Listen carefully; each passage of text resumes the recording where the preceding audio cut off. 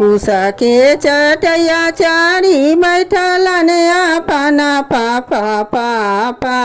जांगी लेलन धिया बैठाए हो पापा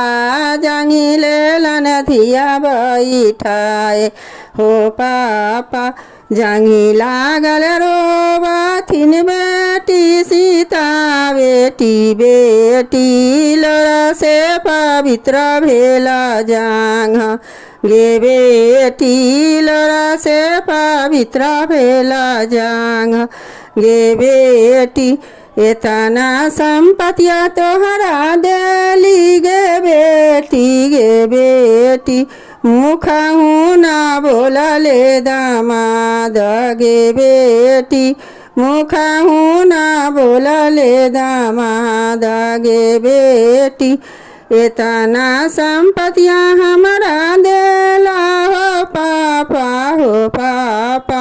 फोर व्हीलर ला दामाद रुसल जाए हो पापा फोर व्हीलर ला दामाद रुसल जाए हो पापा कुसा के चटैया चारी बैठलन अपना पापा पापा जांगी लेलन धिया बैठाए हो पापा जांगी लेलन धिया बैठाए हो पापा।